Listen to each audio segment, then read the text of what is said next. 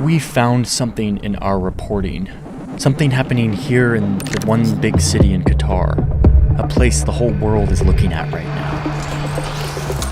An invisible border drawn to trap human beings, to make them work, to make them build. I want to show this to you. So let me take you back to show you how we ended up sending a camera to someone and teaching them how to shoot undercover in Qatar, while simultaneously capturing interviews in rural Nepal, and how I ended up here, staring for hours at maps drawn by the Qatari government. All of this to shine a light on something that Qatar doesn't want the world to see. All of these have been emptied very recently. Hey, I need to show you something. I've been looking at maps of Qatar because the World Cup is going there. When the world is going to be fixated on one place, you gotta look at all the maps. I've been on the government website of Qatar looking at their zoning maps. This is the city of Doha, the capital of Qatar. But look at this. The whole city is yellow, and there's this one little shape of blue. Doha industrial area. I know we're talking about zoning. I think something's up here. I've been trying to map this, like throw it on like my other tools to map it and see if there's like what this could be. And it's not totally making sense. It's kind of cut off from the rest of the city. There's another municipality kind of in between it and Doha, but it's a part of Doha. Usually when you have weird zoning like this, there's something going on. Since Qatar got awarded the World Cup in 2010, there's been all sorts of issues with their labor conditions and all of that. And I think this has to do with that, but I don't totally know. The World Cup is happening in a few weeks. I want to go to this place. I need to reach out to Cami, one of our research producers. We're gonna dive into this. We're gonna figure it out. We're going to Doha, folks. Hey Cami, I want to go to Qatar before the World Cup to look at this one part of the city that's completely zoned differently. I think it has to do with like the labor situation there. I can't not print it. I'm going there. We have to find a fixer, local producer, someone on the ground who can help us not get arrested. I will follow up tomorrow with more details. Going to Qatar. Ding, ding, ding, ding, ding, ding, ding. Johnny, yes, let's do it. This sounds like a really great story. I'll happily go to Doha with you. I'll start researching right now. I'm going to Qatar. Congratulations. I just want you to be smart. I've been doing some research and I don't know how easy it's going to be for us to film places, especially in the industrial area. From what I've read, they're notoriously not very kind to journalists. And the best part about the Gulf is that these cities are like so like cartoonish. This is a hotel in freaking Doha. Look at this. Opening later this year. Can I stay in this hotel that looks like a freaking half pipe? I've always wanted to do this. I've never had an excuse. Doha fixer number 1 referred me to someone else, so fingers crossed that Doha fixer number 2 is gonna work out. Drones? Yes. Do you think they'll let me fly my drone in Doha? No. Why? NATO countries are helping out doing anti-drone stuff because they're afraid of, terrorist drones coming in. So Wait, but what about just my DJI drone? They're sending out anti-drone drones to net them. Wait, what? Yeah, all you want to say. Okay, not great news. Our fixer hasn't found anybody in the industrial area who wants to talk with us. It's not looking likely that they're going to find anybody. I'm gonna keep trying to connect with anyone on the ground. I think it's a hiding people thing. I don't know, but I'm trying to find a fixer to help me get in there. You're gonna go in there. Yes. I mean, it's not like some secret part. You're supposed to be leaving in a week, and we haven't found any fixers. We haven't found any people on the ground who could help us. I'm just a bit concerned of our timeline right now. I think we found someone, a fixer, who is deeply connected with the worker population in Doha and is potentially going to help us to get into the industrial area. We're meeting with him on a call in a few minutes. Here we go. Nice to meet you. How are you doing? Fine. Let me switch off the AC. Did you get the proposal that we sent over of what Yeah, proposal I read. We're not trying to get any secretive footage. It's more just about life in the industrial area. I guess my question for you is like, if I went into the industrial area with my camera, not a big crew, but just my camera to go film. What camera? Like this, if I went into the industrial area with this camera and film. Another thing, your skin color is also a problem, Explain that. What do you mean? Yeah, it will make, you will get undue attention. From who do you think I would get undue attention? Of course, the informers and, these industrial area Asian towns are patrolled by internal security forces, Alfazar police. So it's not very smart for me to go filming around in that area. Yeah. Okay, and I think that's why we want to figure out a way. Have you ever been to Doha? I mean, Qatar? This is my first time. What do you think? Okay. This is not happening. This is not happening. If we can't do the shots, then the story doesn't work. Meaning, I won't go to Doha. So it's pretty important for us to know soon if this is feasible or if it's not feasible. Can you? Yeah. I understand. Well, it's really nice to meet you. Thank you so much for chatting. I can't safely go into this industrial area. Like, it's now clear to me. Like, every fixer has just been like, no. This guy just said it point blank. He's like, you're a white dude with a camera. Like, this is not safe. It feels like if you go, you're just gonna get shots of shiny buildings and not actually gain access. Yeah. Which I guess could be cool. No. I mean, there's an option here where you try to find someone that could go in. And then if we could get like a camera person in Nepal or Bangladesh or somewhere where workers have been and gone home, we could totally tell this story. The World Cup is literally a few weeks away. I got some work to do. The new plan, find someone on the ground in Qatar who will go into the industrial area and tell me why the hell the government is so afraid of me going in with my camera. Okay. Before we continue, I need to tell you about something, which is that today's video is not sponsored by any brand. Sometimes we do really deep dives into complicated and sensitive topics. It's hard to find a sponsor when we make stories like this. I want to tell you about a way that you can support what we're doing. If you're not interested in hearing this pitch from me, that's totally fine. So I'm going to put a little bar down here on the bottom of the screen. For the rest of you that are still here, thank you. And I want to tell you about the Newsroom. The Newsroom is our community on Patreon, which is more and more turning into a place that I am very excited about. Journalism is changing, and I'm making big bets that the type of journalism that will succeed in the future is the type of journalism that dives deep without the need for a journalistic institution to dictate what direction we need to go. I want the story to guide me whatever way it takes me. And I'm allowed to do that because I'm here on YouTube with all of you. But doing this form of journalism on YouTube is incredibly resource intensive. Behind the scenes, we have a lot of people making sure that we're factually accurate, that we are actually finding the best facts possible. It's hard and resource intensive, but I'm gonna keep doing it. That's where you all come in. For those who are supporting over at the Newsroom, you allow us to do this kind of journalism. But if that's not enough for you, we also have some really cool perks, including an extra video every month. We do a behind the scenes video every month where we show you everything that is happening, all of the people and personalities and processes that make this stuff happen. There are a lot of really fun, talented people making this work possible. You also get access to one of my scripts every month, and you get access to some exclusive Tom Fox tracks. Tom is our composer. He makes amazing music. We will give you some of that music royalty-free for you to use however you'd like. And we'll ask the community to vote on thumbnails and titles and video ideas. And I really value having a smaller version of this group here on YouTube, but like over on the Newsroom. If you're not able to support, that's totally fine. I appreciate you being here in the first place. At the end of the day, being here, watching the videos, sharing them is a huge way that this community allows me to do what I can do to make better journalism. So that's my little pitch to you for those interested and willing to support. I want to get back into this story and show you how we ended up in this situation.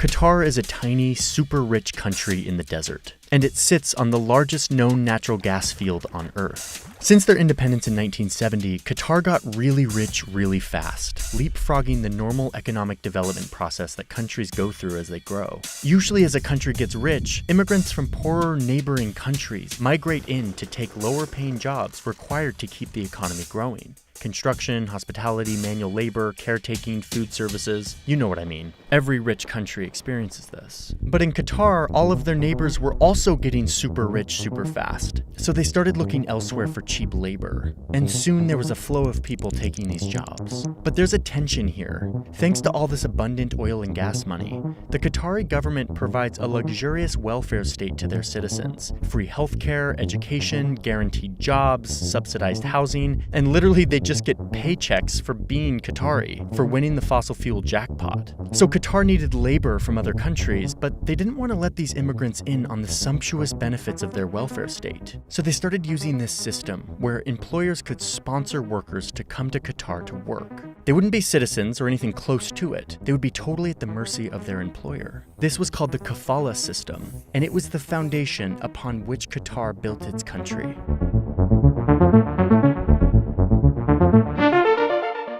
The winner to organize the 2022 FIFA World Cup is Qatar.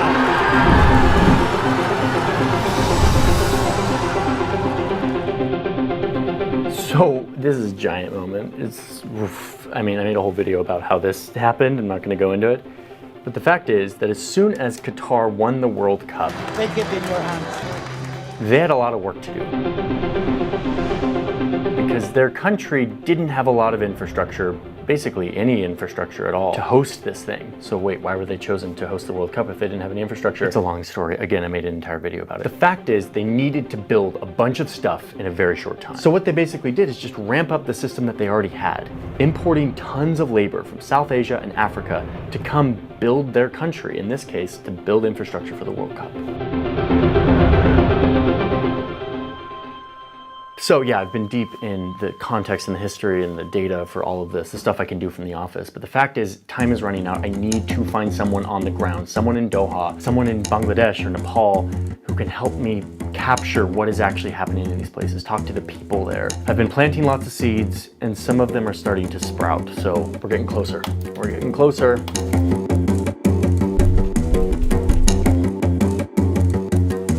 Hey, I've been talking with a journalist in Nepal who's really great and can connect us with workers who've returned home. He's done a lot of work on this and he can go out and shoot these interviews.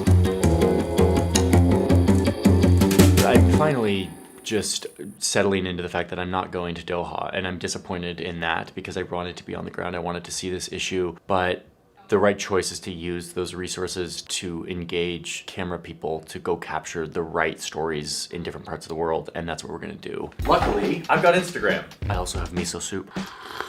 Hey Sandra, thanks so much for reaching out. I really appreciate it. I'm doing this deep dive on the World Cup and put a call out for people in Doha to help me out here. I was gonna be going to Qatar and I was gonna be there next week. I'm not going, I'm now looking for people on the ground to help me. And as always, a bunch of people responded. I live in a world where I can just ask for things and there's such a supportive community who wants to help with these stories, which is just an amazing reality. Probably 15 to 20 hours over the next 2 weeks getting some shots. Can I officially, hire you as a contractor to do this? And again, all of this is 100% anonymous. We will make sure that everyone is safe.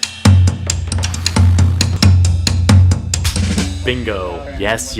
I am talking to somebody in Qatar who is a journalist who wants to help me out and is excited. Oh my God, I feel so much better. There was someone in Doha who has camera skills, who has language skills, who has journalism skills, who's excited to help and is just ready to go. Oh my gosh, nice to meet you. Hello. How you doing? Yeah, everything is great. Really appreciate you just harnessing the energy on this and just being super down. And they have access to the industrial area. Yes. I want you to tell me how comfortable you feel about this process in terms of safety and security, what's sensitive, what's not. Just give me an overview of where some red lines are here. I found someone in Doha who I could give a camera to film. We're gonna call him Raj. We won't be showing his face. We'll change his voice because he could get in deep trouble for this. First things first, everything is monitored, or surveillance works everywhere in this country. No matter where I film, I'm also being filmed. Specifically, if we come to the industrial area, there are a few layers to what we can do and what we cannot do. And over the next several weeks of talking to Raj, I realized that my fixation on this one blue square isn't actually the full story. It's just the beginning. I plan to go on every street and film from inside the car. And I think that's the safest way to film and get like the vibe of what is it like to get inside the city. We have someone on the ground with a camera that we bought them, line them out on how to shoot undercover. I actually wanted to ask you, like, how do you get along shooting footages without getting noticed? The key to filming without being seen is to look elsewhere. You're holding this thing like you're holding an ice cream cone. You're walking around and you're looking elsewhere. And then you just smoothly, put it away and you just get really comfortable with turning it on and off. They're going to the industrial area. They are very, very cautious for a very good reason. I would like you to shoot in 60 frames a second. I'd like you to shoot in 4K. This is going to be an amazing story if we can pull it off. Okay, the government of Qatar is way more insane than I expected, and we're going to take a lot of precautions to keep everyone safe. We're going to show the world what Qatar doesn't want the world to see. So I'm taking an Uber because frankly it's very unsafe to go on a bus. This is the bus stop where you get on a bus to the industrial area. How much time does it take for you to get here? Like, it should be like 1.5 hours, right? Raj was finally heading to the industrial area to show us exactly what this place was. But it wasn't until we heard from the people who had worked there and lived there that we began to see how deep this trap really was. Today is the day. In Nepal, a million miles away, they have been shooting interviews. Look, these are people who actually worked on the World Cup stadiums and are now back home in Nepal. You start to get to the human side of it, and it becomes way less theoretical. It's way less about these zoning maps and stuff, and it becomes about real humans, and this is where it starts to get heavy. यो सानो बाबु पनि धेरै बिरामी भएको गर्थ्यो अब घरमा आउँदाखेरि पैसा नदेखिने उपचार गर्नलाई खर्च नहुने त्यही भएर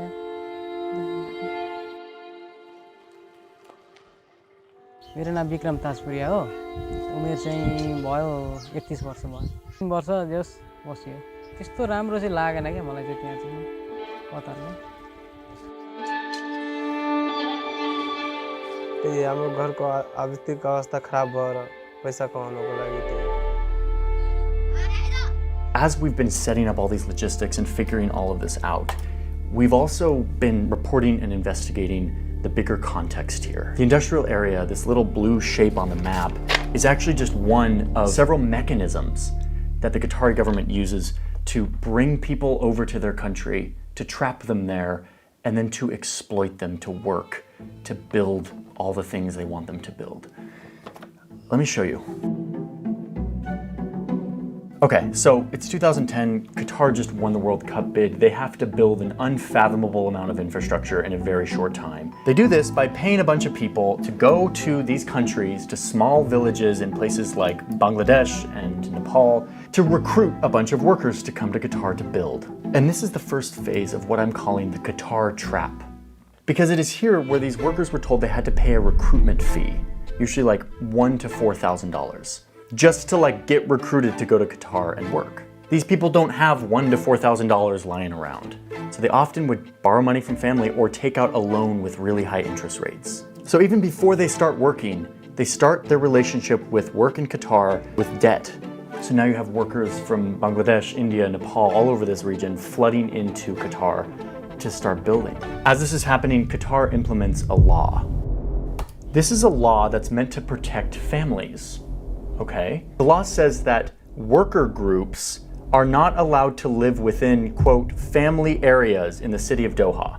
It's a little ambiguous. Well, the government later clarified that what they're referring to is bachelors. People in Qatar that are single men. Okay, so these bachelors can't live in family zones. Where are these family zones that bachelors can't live in? Is it just like one little part of the city? No. To clarify, they released a map that looks like this. Everything in yellow is a family zone, a place where bachelor workers are not allowed to live. If you project it onto a real map, you will see that this is the entire city, basically. And then they reserved one little plot of land, a city away, still zoned for Doha, this little blue shape where these bachelor workers can live. Oh, but they made a few exceptions. Anyone who works at markets and barber shops, restaurants, and white-collar professionals who are bachelors can also stay in the family zones. So really, these working bachelors is just a euphemism for guys who look like this.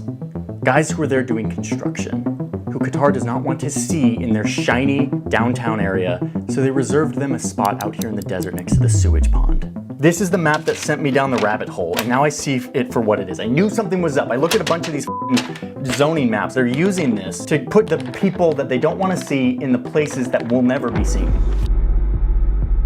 So now these guys are already laden with debt because of the recruiting fees, and now they're relegated and trapped into this part of the city. The part of the city that I was not allowed to go to without getting arrested. This is where Raj is on his way to. This is where we're getting footage from.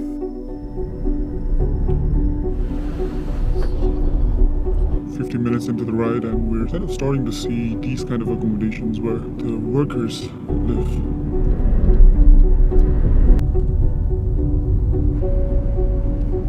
This is one of those buses that the workers that live in the initial area use to commute.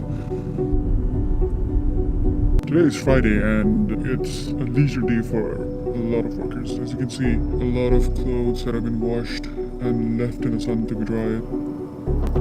So this is the industrial area. It's the thing I've been thinking about for a very long time, and I'm finally seeing the footage from inside. And I have to say, it's not anything super surprising. This is kind of anticlimactic in the sense that I'm just looking at like a kind of dusty, dilapidated part of town with a bunch of buildings that look the same. And yet, I now know a lot more about what this place represents. Look at this. The industrial area isn't just far away, it's completely cut off. Here's the metro system, brand new, that they were planning to build for the World Cup. This is the whole system, connects all of the stadiums and the city. You can see that they planned a couple of these lines to go out to the industrial area.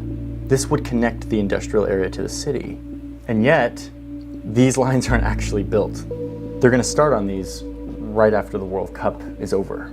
So yeah, this place is just like completely disconnected. I think I now see that, and it's not just disconnected unintentionally. This is very systematically, intentionally disconnected from the rest of the city. Our interviews in Nepal gave us some clarity on what it's like to live out there.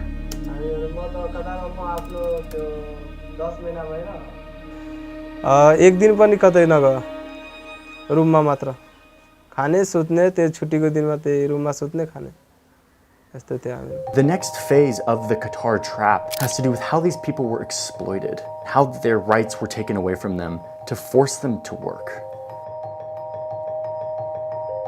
To build the World Cup, these workers were forced to work in very horrible conditions. Look at the temperatures in Doha in the summer. Getting close to 50 degrees Celsius, close to 120 degrees Fahrenheit. They literally have air-conditioned outdoor spaces. Look at that, air conditioning outside on wheels. The stadiums themselves will have air conditioning. And yet these workers are out there doing like manual labor in this heat. जुत्ता लाउँदा पनि अब safety सुज हुन्छ नि त्यो लाउँदाखेरि पुरा पानी नै पानी हुन्थ्यो क्या यसरी खोलेर फाल्नुपर्छ पानी त्यस्तो गर्मी हुन्थ्यो. A lot of workers report being treated like animals, being yelled at and bossed around in totally inhumane ways. काम गर्ने बेलामा त त्यो फोरमेन आउँथ्यो फोरमेनले चाहिँ त्यही कराउँथ्यो छिटो काम गर किन गर्छौ के अरे अल्छी गर्छौ भन्थे क्या. Behind these walls, the conditions that these people were made to live in and really given no choice on where they could live are horrendous. Toilet बाथरुमको त अब कुरै छोड्दिन तपाईको रुममा त तपाईको उडुसे हुन्थ्यो नि नराम्रो चाहिँ एउटा रुममा 6 जना 7 जना 8 जना राख्ने रुममा त्यहाँ किचन पनि त्यस्तै थियो खाना बनाउने अब एउटा किचनमा एउटा रुम थियो सानो अनि. Journalists and human rights organizations have actually gotten cameras back here to actually show what that looks like. The heat and conditions got so bad for some workers that they never returned home. मलाई जाने बेला पनि अब त्यस्तो खासै रोगहरु पहिलेदेखि नै त्यस्तो निरोगी मान्छे नै हो त्यस्तो रोगहरु केही नै देखाकै थिएन. ड्युटी गएर आउनु भएको थियो रे कस्तो छाती चस्के जस्तो भयो भनेर साथीहरुसँग कुरा गर्नु भएको रे कुरा गर्दाखेरि मोबाइल हेरिराख्नु भएको थियो रे मोबाइल एकासी यस्तो छातीमा झरेपछि चाहिँ साथीहरुले आत्तिएर के भयो यसलाई ओइ भनेर बोलाउँदाखेरि उहाँ नबोल्नु भएको रे त्यस्तो उहाँलाई त्यस्तो होला जस्तो कहिले नै सोचेको थिइन मैले त.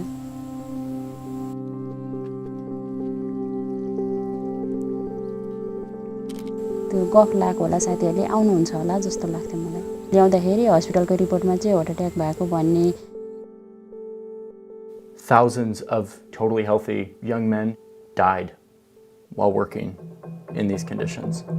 We'll likely never know the true cause of death because instead of a real investigation, the Qatari authorities come out and use these vague classifications like heart failure and natural causes as the cause of death. Doing this robs the family of answers on why their loved one came home in a box.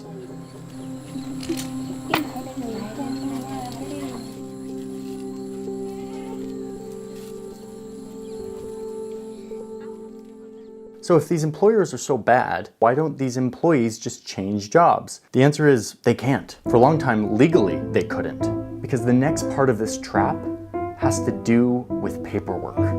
तो हामीहरू जाँदै बित्तिकै अब कम्पनीले पास नयाँ मान्छे अब के पेपर आउँदैछ यसमा कति महिना अब के छ अब अझै अरबीमा लेखेको हुन्छ पुरै अब के पेपर हुन्छ साइन गराउँछ यताउति सबै गराउँछ.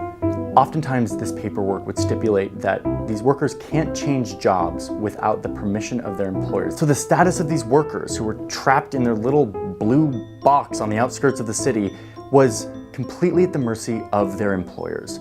If they left their job, they would be considered a foreign immigrant illegally there and could be arrested and put into jail. अब कम्पनीले हामीहरुको पासपोर्ट पनि कम्पनीले राखेको थियो. Just one more layer of the trap. And then there was the fact that these employers would often not pay their workers for months at a time, withholding wages from them and thus increasing their leverage and power over them. And with no recourse, these workers couldn't do anything about it. So yes, we are now talking about forced labor with no compensation, a euphemism for modern-day slavery. I know that sounds dramatic, but that's literally what is happening here. Not to all workers. There were workers who had great conditions and who got paid on time, but this system enabled firms to so deeply exploit workers because it gave them so much power over them and so little recourse for these workers to complain or do anything without being punished or arrested. So with no other options, some workers turned to their last resort, protesting. म गएको म staff आन्दोलनमा 2-3 पटक गएको. त्यो 2-3 रोडमा जाने अनि बसले पुलिस आएर भन्छ कि दिन्छ तिमीहरुलाई सेलले अनि काम पनि दिन्छ भनेर आश दिने मात्रै. They are blocking traffic. Central Doha. But don't be fooled here. This wasn't some worker uprising. This type of thing is illegal in Qatar, an authoritarian police state where assembly like this is totally not okay. So what would happen is the police would show up, squash these protests, tell them that everything was going to be okay and they would get paid, and then deported a huge number of these people, got them out of the system so that the status quo could remain. Just dehumanizing people that belong to a certain race and are brought here for certain purposes is not justified by any means. Thanks to international scrutiny, Qatar started to make some reforms. They realized this wasn't going to fly if they were going to host the World Cup. So they started instituting things like worker hours that were not in the heat of the day, mandatory water on site so these people could stay hydrated, a minimum wage, changing the law so that people could technically change jobs without permission, compensating families for people who died working. All of this looked great on paper, but human rights organizations like Amnesty International actually have looked to see if those policies have trickled into reality, and you know what I'm going to say, they haven't. This is the Sahni Indian camp. This is big walls. A lot of people live here as well.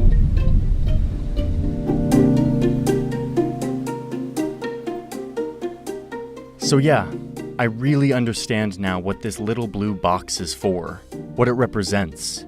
The authorities in Doha are getting ready for this World Cup, and as the event approaches, they are making sure that anyone who belongs in this box stays in that box. Okay, this is insane, the timing of this. This is literally happening right now. The whole thing has just been wiped out by some weird phenomenon. I just got a message from Raj that they are evicting workers from the city, people who are living in the yellow area illegally because of the law are being evicted. It's a couple weeks before the World Cup, and so the timing is not surprising that they are cracking down. Locks everywhere. Everything looks like it has been done really quick. Literally catching people and putting them into Shania, which is the industrial area. I'm trying to get footages of them being evicted because a lot of them are being evicted like just with 2 hours of notice. That's what I'm trying to do now. This is so clear to me what's happening. They're clearly starting to really enforce this like family zoning thing to get anyone who they don't want to be seen out of the center of the city. I've never done a story like this before. This is developing like day by day, and all of this reporting that we've done, I'm now seeing it play out in real time as the city prepares for the World Cup, using all of these laws to continue to hide these people, to get them out of view as all of these international visitors prepare to come. It feels so empty, and it's only the small houses that have been evacuated.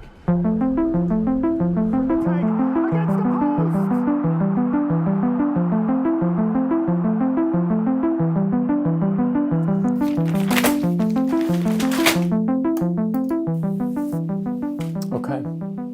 Well, we got to the bottom of it. We know why this exists, the way it's drawn, what it means, who it's for, what it's meant to do. I did not expect that. I know what's happening behind those walls, how those people are trapped, how their families miss them, and how some of them might never come home. अब यहाँ भएर यस्तो गर्नु पाइएको भएदेखि एकै ठाउँ बस्न पाइएको भएदेखि परिवार खुसी हुन्थ्यौँ, छोराछोरी पनि खुसी हुन्थे। अब अरूको अगाडि पनि फल्नाको बाउ छैन भन्ने त्यस्तो धारणा हुन्थेन, छोराछोरीलाई नि मेरो बाबा छ भन्ने महसुस हुन्थ्यो। Now let's be clear, this happened well before the World Cup ever came to Qatar.